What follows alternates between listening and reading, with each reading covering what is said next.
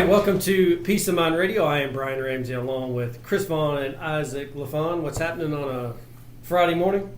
It's Friday, man. It's great. You got 3 cups of coffee. It's actually nice out, but it's good company. But it's kind of cool. Yeah, and y'all know that's great fall weather, man. It must be nice since you're warm natured. I know.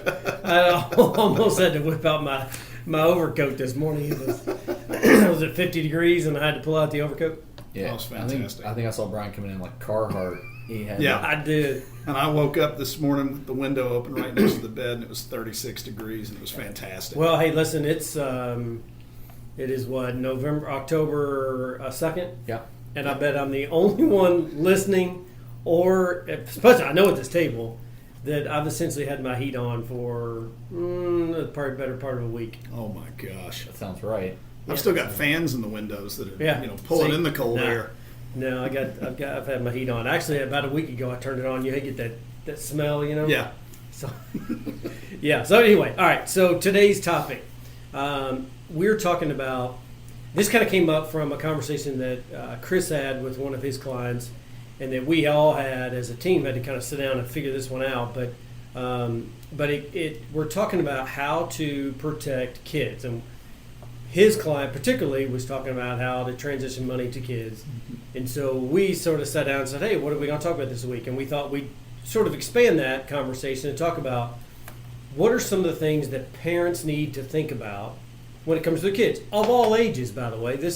We're talking, we all have younger kids. Yep. He's got the youngest kids, but what do you do with young kids? What do we need to be considering? All the way up to, for example, my parents are approaching 80, and I'm the youngest and I'm 50. So, but my parents still have that conversation of how do I protect my kids, and even down to my grandkids. So that's kind of the topic of conversation today. But for those of you watching on YouTube, here's our information. If you want to reach out to us, want to ask us questions, want to come in and see us on maybe some ways that you can protect your kids, we'd love to have a conversation with you. If you're listening to us on podcast, phone number 502-233-9800, or if you're outside the area and you don't have long distance, the 800 number is 888-218-3466, and you can email us at info@fwppartners.com. Now, that being said, any comments before we get started? Or are you ready to get going? Let's go ahead and get started, because I'm sure some pretty good ones are going to come up. Yeah, this is going to be a good one. All right, so I think this one is, let's gear this towards younger parents. Okay, so let's start off with young kids, and let's just walk through the scenarios of all the stuff we're going to need to talk about when it comes to young kids. All right, so I'm not married, so I'll use me as an example. Both of you guys are, but I have 2 little boys. Okay, my boys are 12 and 10. I'm not married. So some things that I have to think about is if something were to happen to me today, I need to, right now, let me back up. So right now, I share all my kids' expenses with their mom, right? So we get all their expenses together at the end of every month. I pay half that.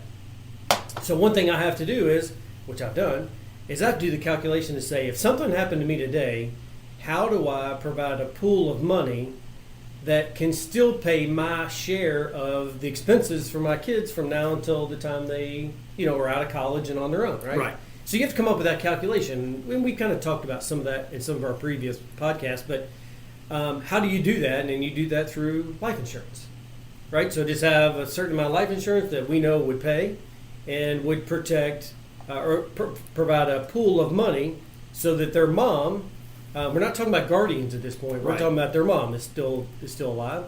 So we're providing a pool of money that would be there for their mom to use, to pay for the kids, right? Yep. All right, so that's something I'm thinking about, and any single parent needs to think about that. Now, how do you guys see that from a married perspective?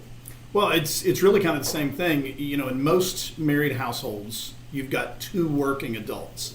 But if one of those incomes were to suddenly go away permanently, and that's what we're dealing with here, life insurance, a term life insurance policy, is still the best answer. Same exact situation, except that both parents are still living in the house.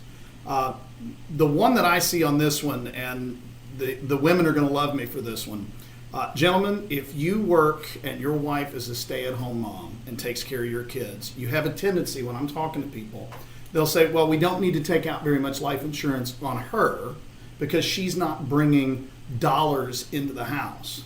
And I'll tell you right now, and Isaac, you and I have talked about this in the past.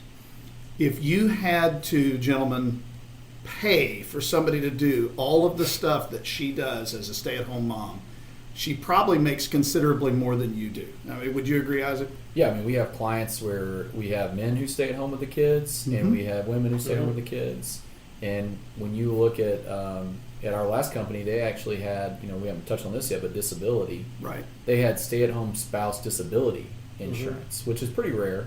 It's not the easiest type of policies to find, but the point being that if anybody that's a family unit, your family is a business, has financial kind of business implications to it, and how do you protect? And all you can really do is transfer the risk to an insurance company and pay a premium to solve that financial concern or save money. The problem is you can't immediately take care of that gap if something happened tomorrow if you don't utilize an insurance product. Right. There's really no other way to immediately resolve that financial issue for dollars other than insurance policies. Yeah, and I just remembered we had a case several years ago, and this was a kind of a weird situation.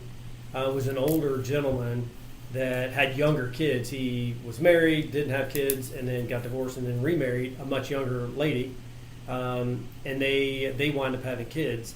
But the interesting thing was all of his savings essentially were in his 401k. Now, when I say older, he was probably in his mid-50s or something like that. But anyway, he passed away, and really all he had was money in an IRA. He didn't have a life insurance policy, and obviously that went to his spouse, who was much younger, and almost say she was like in her early 30s, I think. There was like almost a 20-year gap. But the only thing she really had access to was his 401k money, and she couldn't really access it because she was pre-59 and a half. So again, that's the other thing. You have to make sure you understand where your assets are in order to be able to create a pool of money that somebody, your kid's mother in my case, or a spouse could get access to it to be able to fund your kids, right? Yeah, and there's maybe it's a good time to kind of talk about, it's one thing what we've been talking about right up to this point is if one parent passes, right? How do you protect? Because it really works the same for all three of us, even though we're currently married. Yeah. Because at the end of the day, our spouses the kids would be with the mom, right? And it'd be the exact same situation, pretty much. But what happens what happens if my wife and I, her mom's nice enough to keep our kids for a week, and we go to San Francisco on a plane, and the plane goes down, right? Right. How does that work? So when you're thinking about life insurance for one person, you also, when you're having that conversation, you need to really say, how does both of our life insurance policies need to work if something happens to both of us? Which isn't statistically, when you're young, that far apart, right? So, and where it comes down to that is that amount is really determined by who's going to take custody of your children and raise them. Because most of the time, that other party isn't sitting around, like in my case, I've got 3 kids, 6 and under. Whoever will get my children, they're not setting their life up for 3 kids, 6 and under. If the guardians are younger people like you all, it would be people who likely already have 1, 2, 3 kids at home, and all of a sudden the size of their family doubles overnight. Yeah, and that's a big financial burden. One of the things we talk about. I won't get into specifics. My wife, is a pretty private person. She may not like that, but that's the kind of conversations we have, and that's the conversation that every young family should be having. And so it's like if they went to my brother, for instance, he's got 3 kids. Okay, him and his wife are set up they're financially positioned themselves to get their kids raised, get them through college. Well, if I throw 3 more children in my brother's lap, I mean, he's going to have to get a hotel to house everybody, and it's going to be crazy. And by the way, they probably can't do it without additional help. Like, they'd have to hire a nanny. Sure. They'd have a full-time nanny to get everything done for 6. If they go to my wife's parents, right, they're retired. They're not thinking, they're not planning, they're planning a lot of travel, they're doing a lot of stuff. It would be a huge disruption. Yeah. And then friends, in some situations, people don't have a parent they would feel comfortable with, maybe because they're older. They don't have a sibling that they feel comfortable. They have no siblings, whatever. They've got to arrange something with friends, and you got to think about the financial implications. Not just making sure they can survive financially, but making sure that they have a good quality of life. Right. The last thing you want to have, because that's a tragedy, and the last thing you want to have happen is after that tragedy that it puts a financial bind. Your children just suffered a devastating loss. You create a new tragedy. And then now, like, the least you can do if you're a young family is plan appropriately with somebody that you can trust, like us, or somebody else in your life that you can find, is to find somebody that's going to make sure that if and when that horrible thing happened, that it wouldn't be a financial issue. Right. That at least while everybody's grieving, siblings, parents, children, at least they have resources to go do some fun stuff, to take some time off work, to really care and build that new community as best you can. And so, that's just wanted to touch on that because I don't think enough advisors talk about it. No. And I don't Right. think enough young families, they're just like, I'm supposed to get 10 times my income and they go get a policy. Well, sometimes that's way too much for some people. Sometimes that's not even close Right. to what would be required. Now, if I can add to that, and this may seem like something everybody's already taken care of, but we see this a lot when you're working with younger couples and you have this conversation and you're talking about how much money will it take to actually take care of the people that'll now be raising your children. I'm amazed at the number of people that you say, well, who would get your kids if something happens to you? And they sit there with this deer in the headlights look. They've never had that conversation. And they say, well, it would be my sister. Okay, does your sister know that? And they go, well, no, we've never talked about it. You're kidding, right? As a parent, this is a responsibility. You need to have these conversations. If you have grandchildren and you're hearing this, ask your kids, what's going to happen if something happens to you all? Make them think about just the realities of life. Yep. Yeah, so I think the most important thing that we've, great conversation, but one of the most important things that we sort of left out in that is that whole conversation, which is great conversation, is how do you determine where is it written that says that this, I want this particular person to be a guardian. Yeah. And that's in your will. So you have to make sure you have a will, because if you don't, God forbid you as a parent or you're parenting, or a single parent and maybe the other parent is not in the picture or is gone. Right. We see a lot of that. But if something were to happen to you and your spouse and you don't have a will, guess who gets to make the decision where your kids go? It's a judge. It's not, your family can't say, oh, well, this is who they want. This is who they told me. That it doesn't work that That's way. right. The judge actually says, here's who gets the kids. So you just want to make sure that you have a will and it is written and clearly articulated to that person, as Chris mentioned. Hey, here's who gets the kids, and yes, they understand they get the kids, and then here's the financial system or mechanism we have in place to be able to provide the support that they need. Now, real quick, if you're on YouTube, here's our information on the board. Make sure you reach out to us if you got questions. If you're listening to us on podcast, our phone number is 502-233-9800. Our 800 number is 888-218-3466. Our email is info@fwppartners.com. And if you've got any questions about what we're doing or you want to come see us, we don't charge, so just come see us and we'll spend an hour together and talk about anything you want to talk about. All right, let's keep going here.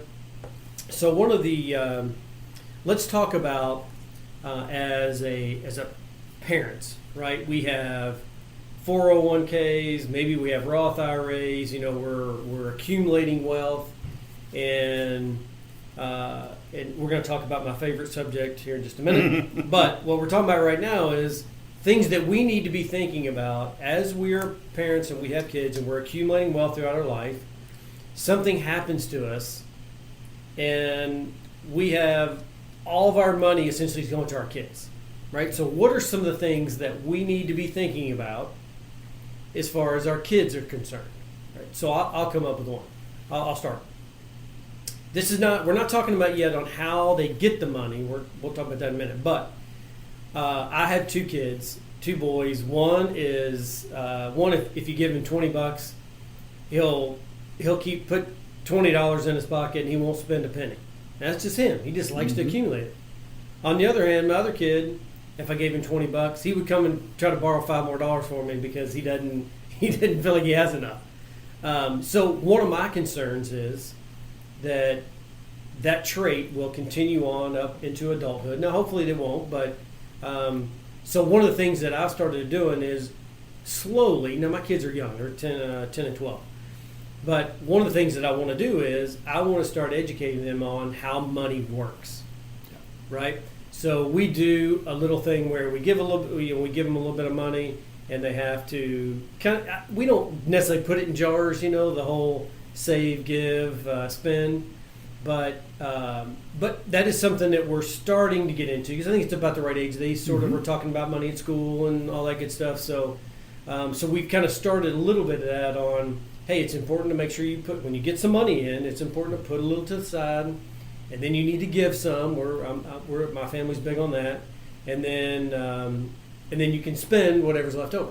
So that's just one way that I think it's important to start educating your kids on, the value of money and what it means to save and what it means to give and what it means to, have whatever it is left over and go spend it. Mm-hmm. Yeah, I know. Like I think I started with Emerson around like 3. She had the piggy bank with the 3 kind of quadrants like you just outlined, and she would do like with the giving. She'd have to be thoughtful about her preschool friends, and even at 3 years old, you'd be amazed at how natural it is for them to think about, well, I got to give this away. What's a meaningful way to do that, right? And it's not one time that you think if I've got 20 quarters in that thing, that I'm going to just go give them each a quarter. It was like, well, can I bring cupcakes? And she'd have to clear it with her teacher that it was okay that if she did this or did that, or sometimes she just and then she figured out it's actually kind of fun if I just give them things. Well, sometimes I don't even have to spend money. I can make something. So she kind of figured out the resourcefulness of I could ask mom and daddy for a kit to make bracelets or something like that, and we didn't make her spend their money for that. And so she's, and now she's older and can write, and she does a lot of little thank you cards and draws pictures and that kind of a thing. And, that's really what you were kind of alluding to is at 6 years old, it's already ingrained in her that's the most rewarding thing. I still haven't seen her take the spend money and do much with it at all. Now, she's 6 years old. Every need she has is money.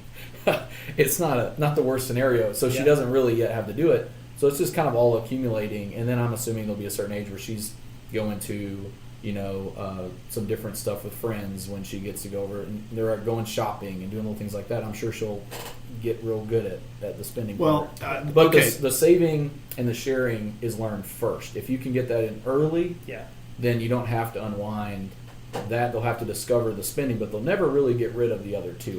That's what I'm hoping. Yeah. Hopefully you're right, but something I think is important, and this is something I've done with my boys, and mine are a lot like yours, Brian. One of them, he's pretty good with money, and the other one, if you hand him $20, within 30 seconds he's out, right? So on that spend portion, because we have a similar thing we do in our house, you need to let them buy something that is going to be a mistake. They need to learn that pain now when it's a few dollars instead of when they're in their 20s and they go buy an expensive car and they finance it at 8 or 9% because they don't have very good credit yet. And it takes them years to get over that. For example, my youngest was saving up his money. At one point in time, he was really into Legos. And he wanted to buy the latest Star Wars Lego thing, whatever it was. We walked into Walmart for something, and he said, Dad, can we walk over in the toys and go look at the Legos? Sure. And he sees a Minecraft one. And it was pretty expensive. And he didn't have enough money saved up for the one that he really wanted. He said, can I buy that? I said, you are going to regret that if you buy that. Oh, no, but really, I want to buy that. Okay. Within a couple of hours, he was crying because he knew he'd really screwed up. You need to let your kids make mistakes when you can use it as a learning opportunity and it doesn't really harm them, as opposed to the mistakes they'll make when they get out on their own. Yeah, you got to ingrain character. Yeah. And that only comes through giving them flexibility. Yeah. Rather than have an elementary or middle school mistake than, to your point, exactly, an adult mistake when the consequences are a lot higher. Yeah, for sure. All right, so sort of going to the next piece, and then we're going to move on to how to protect. Because right now we're talking about, if you're just now listening, right now we're talking about sort of how to protect or things that parents need to think about when you have younger kids. So I got one last piece I want to talk about, and then we're going to transition and talk about kind of the same kind of slew of information, but let's talk about older kids. And I say older kids meaning adult kids, right? So it could be in their adult kids that are in their 30s, 40s, 50s, 60s, all that age range. All right, so last things last. and I'll use my kids as an example. Right now, they're 10 and 12, and they're good kids, but I have no idea what they're going to be like when they're 20, 30, 40 years old. Right? I have no idea. Neither do they. Yeah, that's right. Neither do they.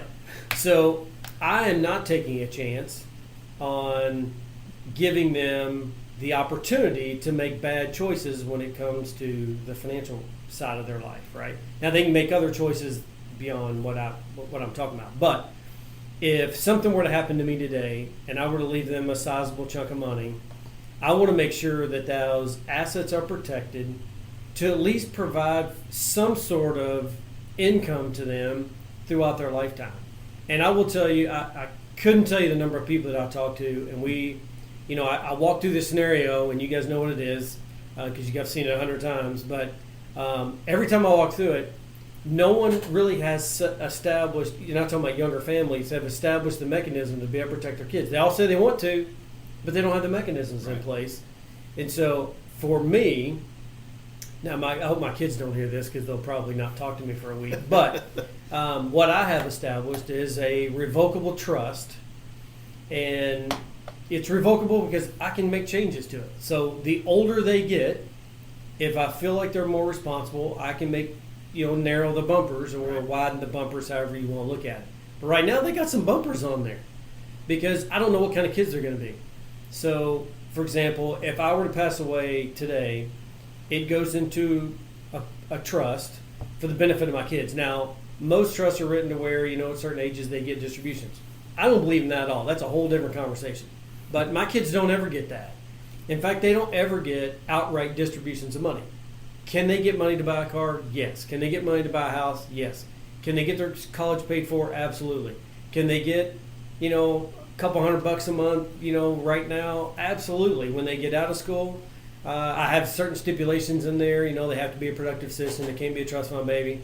But if they worked a career where it's maybe not necessarily the most highly paid position, could they get $1,000 a month? Absolutely can do that. Can they just go take out a couple $100,000 or whatever? No, they can't do that because that gives them the ability to make bad choices.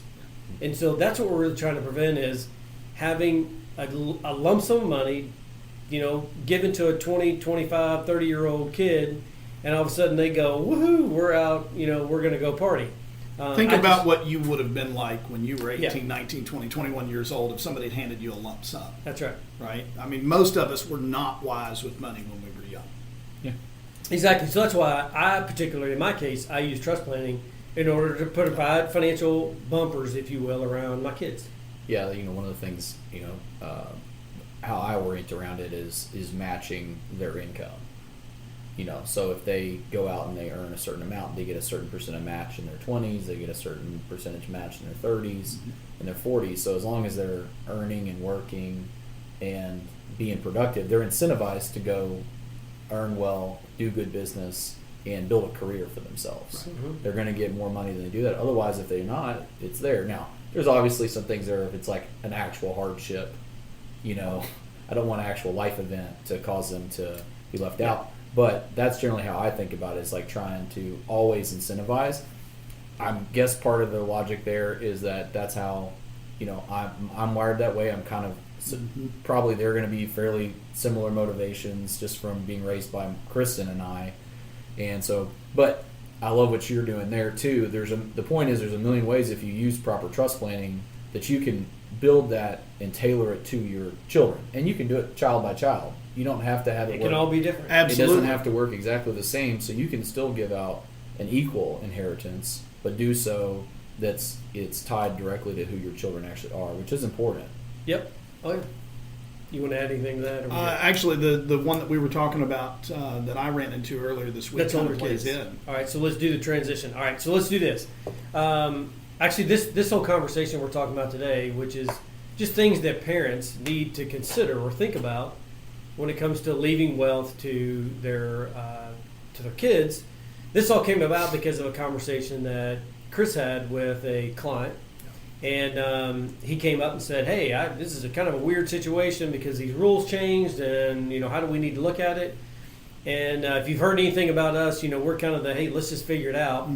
We didn't know, so we went to a person down the hall that could provide us the information. And that's just because we're resourceful, right? We may not always know the answer, but we know people who know the answer. And so we just walked down the hall and said, hey, here's the scenario. And he, provided us one solution, right? Okay, all right, so what we're talking about now, and this is where I want to transition over, let's talk about when your children are older, meaning they're in their 30s, 40s, 50s, 60s, or whatnot. How is that different? Because now you would think kids are out on their own, they're grown, they probably have careers of their own, maybe they have families of their own, they're getting married, whatever the case is, that brings on a whole different perspective of leaving your wealth to your children, because now there's people in the mix that can cause issues, right? So, Chris, why don't you start out with talking about your particular scenario, because we're talking about leaving a particular wealth to your kids and how that could potentially affect them, because this was a pretty interesting case. Yeah, the issue is there's a new law that went into effect beginning of 2020 called the Secure Act, and there's a lot of multifaceted parts to it, but the part that plays in here is when you inherit an IRA. Before this year, you could, if the parent or whoever you inherited that from was over 70 and a half years old, they were required to take portions of it out every year, right? Pay the taxes on that. Previously, you could then, what was called a stretch IRA, you could do the same thing, but you stretch it out over your lifetime. But the new rule is when you inherit money that's in an IRA, you have 10 years in which to completely liquidate that IRA and pay the taxes on it. And you don't have to do it 1/10 every year. Your adult child, if they're not financially savvy, could really hang themselves on taxes here because they are now allowed to wait until the last minute, and they could take a large sum of money out of that IRA and have to report it as income in 1 year. So the situation that we ran into is where the proper trust planning was done. We had a couple of adults and one grandchild that were going to inherit money, and it was set to be paid out over a period of time. But that's now because all of the money concerned, and it's a fairly large amount, is in an IRA. So now they're not allowed to do it the way that it was currently set up. So, without going into details about the individual client, I would say if you did go through the kind of stuff that Brian, I know you're so passionate about proper trust planning, and you had it set for money to be paid out over a long period of time to a child or a grandchild. If you did that prior to this year, you have got to get with your financial planner or your estate attorney and make sure that the new law is not going to invalidate that trust that you've done. Yeah, I think what I sort of took away from that scenario is, which plays perfectly in this conversation, is as an older parent, and you're looking, you've accumulated wealth throughout your life, and you're saying, hey, I've got this pool of money, and typically most everybody, their largest pool of money is pre-tax money outside the value of their home, but still that is usually their largest asset is like an IRA. So now it's not as tax friendly to leave the IRA to your children, because typically you're older when you pass away, so your kids are typically in their 40s, 50s, 60s, and approaching their peak earning career, and here they are receiving this IRA and now having to pay tax on the IRA that would be a lot more tax than if the parent took it out. Is kind of the point, because they're receiving it during a high income part of their life, and they can't spread it out over the course of their life. They have 10 years to be able to do it. So there is some tax burdens that, again, it just changes the dynamic of what to leave kids and what to give to charities, and how taking money out of your IRA during your lifetime may be more important now than it ever has been as an older parent, because when you age, you're typically in a lower tax bracket. Not always, okay, but sometimes can be in a lower tax bracket, and it might make sense to start to liquidate those IRAs. But you got to understand what the strategy is, and there's all kinds of mess there. But the point being is that the laws change, and you have to be aware of it, and you have to plan accordingly. So you have to look at it and say, okay, laws changed.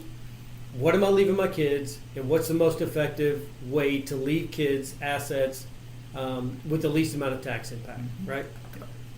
All right, so let's go back to the very beginning. So we'll keep going. But back to the very beginning of our topic was life insurance. Mhm. Okay, so now you're older, kids are older. Is life insurance that important for an older person now? Well, it depends. Depends on what? And it kind of goes back to the plan. What are you trying to accomplish? So a lot of times you see people and they say, well, I've got this life insurance policy, but I don't need it anymore because I don't need to replace my income. We've saved enough, we've invested properly, there's enough there to cover it. But in a lot of cases, especially if it's important for you to leave money behind to children, life insurance death benefits pay out with no tax implications, regardless of who they pay out to. So, that's one way of passing on that wealth, as opposed to if you wanted to leave, say, some of that IRA money behind. Brian, as you just talked about, that can create a tax burden to them, but if you want to leave money behind to charity as well, you could leave IRA money to the charity and leave the death benefit from the life insurance to the kids, for example. So whether it's important or not really depends on the situation and the goals of the client. Yep. Yeah, and I would say what we've seen that's pretty common is someone comes to us in their mid-50s, they're retiring around 60 years old. Because Roths haven't been around that long, a lot of their money, they'll have a couple $1 million in a 401k that will be an IRA, and Chris, I remember affectionately we identified it as the tax bomb. Yeah. Is in a lot of these families, the reason they have quite a bit of money in that account is they're savers and they're fairly frugal and they don't spend a lot and they don't buy big fancy cars and that kind of thing. And so, one of the more effective ways, the thing about when you're older, to your question, Brian, why would I buy life insurance when I am going to leave an inheritance? Well, think about if you're 60, what's the number, if you live a full life, what's the number you leave behind? Because all those investments continue to grow. Well, what happens if you pass away at 63? You just reduce the inheritance because of a life event. And those are real. Everybody knows that. More people today understand cancer and that kind of stuff now more than ever.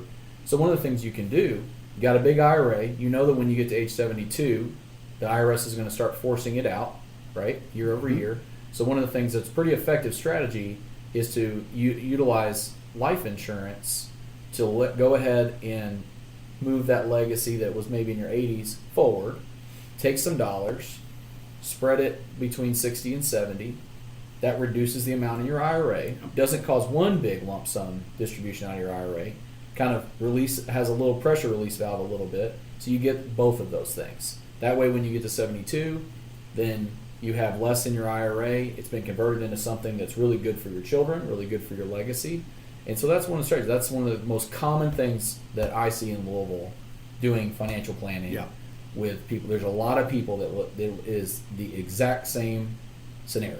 Not the nuance, not who they are and what they stand for, but the financial thing is when you look at their asset mix, they don't have a lot of Roth, they don't have a lot of non-qualified brokerage accounts.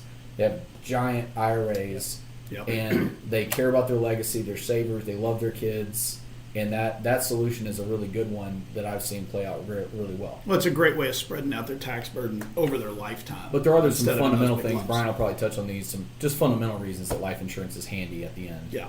Even if they're older. So. Yeah. So I would also add that we see this not as much, but I know it's out there, and we've had a lot of conversations with clients is adding a small life insurance policy to pay final expenses. Yeah. Right. So you just want to make sure it's covered. You don't want the kids to have to worry about it. It's super easy. You go to the policy goes directly to the funeral home, or paid wherever your funeral is. They'll even ask do they have a final expense policy? Yes, they do. absolutely. They'll let that come in. Yeah. And they'll let you pay it if you can show them they have a contract. Well, yeah, they're the beneficiary, right? Yeah. And a final expense policy, and they get it, and then whatever you don't spend, they actually send it back to the beneficiary. So Yeah. it's pretty cool. And most funeral homes, if you go there, they'll try to sell you a final expense policy. Mm-hmm. But I would say that the other reason that you might consider life insurance is, you've got this big tax bomb, as you guys refer to it. And there is a strategy to put a life insurance policy in place for multiple reasons, not just this, but it can be there in case something happens or eventually happens, and the kids now get tax-free money in order to pay the tax bill that's coming due when you take out the IRA. Yeah. Now, that life insurance policy can do a number of different things, right? This is not for today's topic, but it can be there for tax-free withdrawals while you're still alive from the cash value. It can be there for to pay long-term care expenses. It can do a number of different things, but one potential solution is to have the death benefit so that it can pay the taxes on the IRA. And now it's even more important because now I think those conversations will pick up because now you've got the 10-year issue where they've got to take the money out, and now the tax burden may be even a little bit worse than spreading it out over the course of your lifetime. So anyway, and I'm sure there's more things to talk about, but. All right, let's go to now. We don't have to worry about guardianship or anything like that because we're talking about kids that are older now and not younger. We've already touched base on kind of leaving money to kids and that sort of thing. But let's kind of bundle all this together and let's talk about trust planning. Okay. So we're older, and by the way, if you're on our YouTube channel, here's our information. If you like our conversation, want to come see us, please pick up the phone and call us. Shoot us an email and say, hey, I want to come meet you guys. Kind of talk about my situation. If you're listening to this on podcast, phone number for us 502-233-9800. Our 800 number is 888-218-3466. Sorry, and our email is info@fwppartners.com. So you almost got that number right 3 times in a row. I know, we're almost there, and I didn't even have to turn around and look. This is pretty cool. All right, so one of the issues that I'm very, very passionate about, and these guys know it, and they're becoming more and more passionate because I'm passionate about it because I am so passionate about it, but that is leaving wealth to the next generation, and regardless of their age. But now we're talking about kids that are a little bit older. Now I will tell you that this is a conversation I had with my parents, let's say 2 years ago. So my father specifically was very reluctant on doing estate planning. Okay, he didn't want to talk about dying. It's just not his thing. So I had a conversation with him, and I told him a story that I tell everybody, and you guys know this. So I ran him through this particular scenario, and it sort of registered with him. He was like, okay, I get it. I understand what you're saying. Let's just get it done, get it over with, so I don't have to mess with it anymore. So perfect.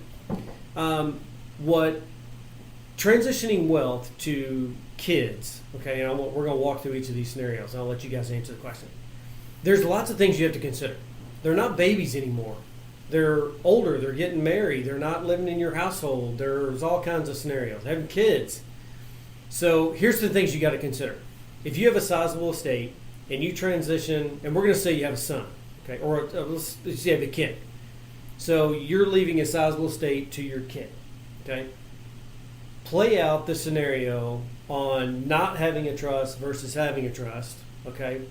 If they're married, so kid gets the money, or you guys want me to do this, or you guys don't bring it on. Come on. All right, so kid gets married, or is getting married, and you passed away. Now the kid has, let's say, $1 million. What are some of the things that you have to worry about in that scenario? Yeah, so let's assume it's a daughter. Okay, so you pass away, daughter gets $1 million, gets married, and she passes away.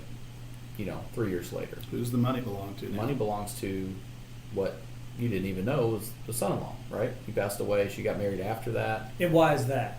Why is it? Because it's by default, unless it's determined in a trust, it's kind of default that the money just becomes the spouse's, right? Each spouse assumes the other one's wealth if one of them passes away. Because bingo. Their will says what? I give everything to my spouse, which is what it should say. Yeah, unless they signed some kind of prenup or did something like that, it's really, you're not protected that stays in your family, right? Not that it's assumed that son or that daughter that's married to your child would act wrongly or wouldn't honor what the intentions were, but it's not determined, right? You've now opened it up to be determined by that person that can do whatever the heck they want, right? Other scenario I'll let Chris cover would be if you put a trust in place. Well, if you put a trust in place, if it's important to you that money eventually ends up with grandchildren, for example, if you take that one that you were just talking about, Isaac, people think well, you know, my child is going to get married and their spouse is great. How many people do you know that have divorced after 25, 30, 35 years? That kind of craziness happens all the time. And we also know that people die early in life. Things happen. Car accidents, cancers, things like that. So then that young, now widow or widower has this lump sum of money, and they can go do anything they want to with it. If you want it to end up with the grandchildren, and you put that in a trust that's where the money's supposed to go, they're the beneficiaries of it. Nobody can do anything about that. It's legally binding because the money actually belongs to the trust. Yeah, so here's, I'll just expand on what you guys are saying. So if I have, you said a daughter, so I'll keep that. I have two boys, but let's say I pretend to have a daughter. So if I have a daughter and I pass away, what I don't want is I don't want her to inherit, let's say, hypothetically, $1 million, right? Okay. And she goes out and meets, Jimmy the pool boy, which is my favorite term. Yes, it is. Jimmy the pool boy, and How many pool boys are in Louisville? There's some guy listening a very whose prevalent- his name is Jimmy, and Yeah, he and works he has on a pool boy. pools. Yeah. Yeah, right. yeah. So she goes out and meets Jimmy the pool boy, and they start dating, and he finds out that she's got $1 million sitting in an account outside of a trust. Is just sitting in this account, a brokerage account. What I don't want is him to get involved with her only to try to get the money. I'm sure that has never happened. No, that kind of thing never happens. No, They never haven't made happens. movies about it. They haven't Right. made TV shows about That's right. it. But again, that would bother me. Okay, it bothers me about my kid. My sons. It's the same thing, right? They Yeah. can be, Sally the bartender, and she goes, "Hey, these guys have all kinds of money." Definitely going to get in trouble with that one. Yeah. But at the same time, let's say that my daughter is married and I pass away, and let's pretend she has kids, but let's say she gets this money and it's outside of a trust and now it's in a brokerage account. Now, if it never touches a joint account in Kentucky, it's still inherited property. It's not subject to divorce proceedings, but I mean, funnier things have happened. I've seen Yep. it to where it is. But let's say she winds up getting divorced. Now, Jimmy the pool boy could fight her for part of that money. Mhm. Now, he might not win. He might. It just depends on how the court would see it. But again, there's just issues that you have to think about when you're just outright giving money to kids, right? Yeah. Same scenario we talked about with younger kids. Another scenario that I worry about is my kids seem to be fine. Let's pretend my daughter, she seems to be a good kid, and she gets all this money, and all of a sudden now it's new money to her. She didn't work to earn it, Right. and so the average inheritance. This is a fact for I guess I don't know, curiosity fact. The average inheritance in the U.S. lasts for how many months? Oh, Do it's y'all know? probably pretty short. 18 months. Yeah. Now, you think some people, wow, they only get $5,000 from grandma. I get that one, but there are also people that get millions, and the average is 18 months. So it's very short. So in other words, kids that receive money on average don't respect it enough to not spend it and blow through it. So that's another thing. If she were to get a ton of money, I don't know that Wouldn't change her. wouldn't change her, and she makes some bad decisions in life and get caught up in a scenario where she blows right through it. So those are some of the things that I think you as a parent need to consider when you're talking about, and I'm saying parent of an older children. Those are some of the things that I think you should think about. Now, how do we solve that? Through trust plans. Trust plans. Super easy. Yeah. So, as you mentioned a minute ago, if I leave that money in a trust and I leave it in there for a lifetime, okay, it doesn't ever get distributed to them outright. They can be their own trustee. There's all kinds of different scenarios you can put in place. But think of it as it sits in a bucket that's really not theirs. They don't own it. Now they have access to it. They can get money out of it. But now let's walk through the scenario, and I'll play this out, and you guys can answer. Right. So now I have passed away. I got $1 million sitting in an account for my daughter, and she's married, okay? Or she's getting married. Let's play that one out Okay. first. So Chris, you take that one. So now you got this $1 million. Jimmy the pool boy says, "Hey, you got this $1 million. How does Sally, or my daughter, how does she need to? How does she relate to Jimmy the pool boy about this $1 million?" It's in a trust. It's not hers. her money. Yeah. And it will never be her money. So It she will doesn't belong have- to the trust. She's a beneficiary of That's the right. trust. So she doesn't have to do like a prenuptial agreement or Nope. anything like. She might consider a prenuptial agreement, but But for totally different reasons, not to protect that $1 million you're talking about. exactly. That's the part of a trust that people don't understand, is that what goes into the trust doesn't belong to you. You may be a beneficiary of that trust, but it is an asset that is owned by the trust. Exactly. All right, Isaac. Scenario number 2. So daughter's married. She has this pool of money in the trust, and she gets divorced. And she gets divorced. Yeah, she Well, gets divorced. Just still the trust asset. That's That right. has zero effect. The So divorce it- doesn't affect that money at all. Right, not subject to divorce proceedings, right? Nothing. Yeah. All right. I think the really interesting aspect, and this is one that you've got a fantastic story that I think we've talked about on this podcast. I know we've talked about it on the radio. Was same exact scenario, but she doesn't get divorced. She passes away. She's in a car accident or something like that, and her husband Jimmy, the pool boy, he's still a young guy, so he goes out and starts dating again. Right? Maybe gets remarried. How do we know that that money that is now in the possession of your son-in-law will end up in the hands of your grandchildren, which is where you want it? The only way that you can do that is with a trust. Yeah, exactly.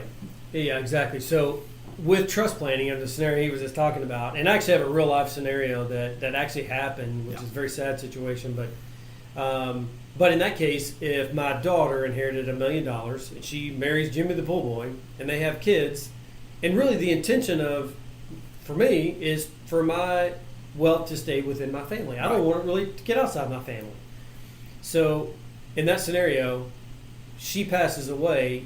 Proper trust planning, that money, which is never hers, would go directly to her children and bypass Jimmy the pool boy, that then could go out and marry Sally the bartender and go spend $1 million And 18 months worth of in fun. 18 months, and it never go directly to my kids. So trust planning solves that, because you name how that the money stays within your family, and then you name the distribution rights, which again, if if my daughter was, let's say, 30 and she had younger kids, 10-year-old kids, then you're solving both the scenarios we're talking about today. Number one, you're protecting an older kid, right, from all the different scenarios we just talked about. But then number two, if something were to happen to her and that $1 million were to go to the kids who are younger, now we've got a trust in place to protect younger kids, and all the scenario we talked about with younger kids. There's one question that I want to ask, and I want you to answer it before we kind of wrap this up, that I think is important. You really get on trust planning. But one of the things that I hear from people is, but trust planning is for wealthy people, for people who have millions of dollars. So what's the answer that you have when people say, well, I don't have enough money to do a trust? How much does it take before you would want to go there? Well, so trust planning does a number of different things. Now we're on to a little bit different subject, but if you're worried about probate planning, right, or voting probate, then you got to have a trust, right. Most people do a basic trust, put your house in it. Well, you can still go and protect the kids, the grandkids, and everybody, because it's all written in the same document. So when somebody comes to me and says, hey, I don't really have enough money. I don't feel like I have enough money to do trust planning. So what, do you have a house? Yeah. Do you want to avoid probate? Yep. Oh, there's trust planning. There you go. So it doesn't matter about any other wealth. Do you have, I've had a number of scenarios where, someone would come in with only a couple $100,000 and maybe a home. And I talked to them about trust planning, and they're like, well, why would I do trust planning? Well, come to find out they got a kid that's made some bad decisions in life. No. And like, look, if you give them half that, let's say you give them $100,000, you know where it's going to go. It's going right up their nose. And can you prevent that?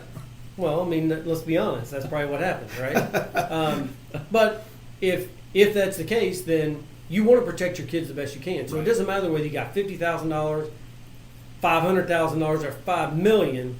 Trust planning is still important, because go back to the very beginning of why we even do trust, and that's for probate avoidance. So if nothing else, you get probate avoidance out of it. So I think the real answer to the question is back to the main topic here is, if you are trying to protect your kids, either your young children or your adult children, trust planning and wills and proper estate documents is the most effective way to do that. Absolutely. If you're doing retirement planning, you should be doing trust planning. Yeah. Yeah. Oh, yeah, for sure. Period. Yep, for sure. All right, so we appreciate you guys watching today. We'll wrap up the show. Just real quickly, if you're watching on YouTube, here's our contact information. If you're listening to us on podcast, our phone number 502-233-9800. Our 800 number is 888-218-3466. Our email address is info@FWP, that's Frank William Paul, and then the word partners.com. And make sure you go check out our other shows. We do these on a weekly basis. So we push content on this particular podcast, which is Peace of Mind Radio Podcast. We do this every week. So make sure you subscribe to our podcast. You'll make sure that you're alerted to our content, either on podcast or on YouTube.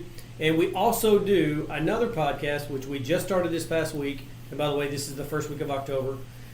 It's called Connecting the Commonwealth. It is not financially related at all. Nope. We don't talk about any financial related issues.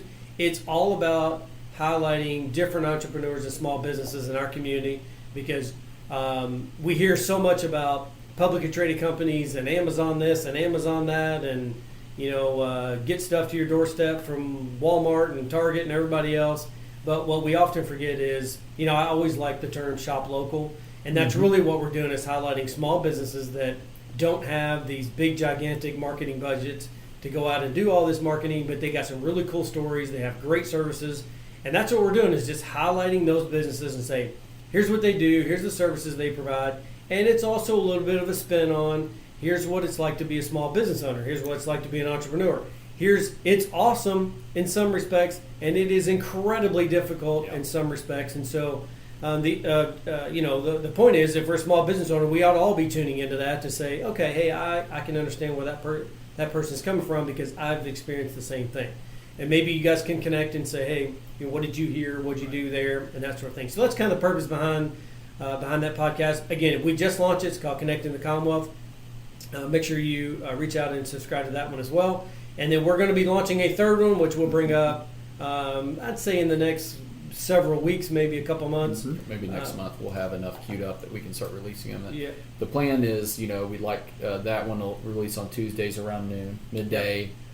Peace of Mind Radio Podcast, Wednesday midday, and Connecting the Commonwealth Thursday, midday. And so, like he said, subscribe whatever you prefer thing. If you like Spotify, if you like iTunes, subscribe to the podcast so that you know when new episodes are there. If you're on YouTube and that's how you prefer, like I prefer the YouTube. That's mostly how I listen to all my podcasts now is on YouTube. So if that's your poison, that's what you like, subscribe to that. And follow us on social media, because that's the other great thing. We won't just be, we're working really hard to get some good content out in the community. Make sure you have an opportunity to become informed.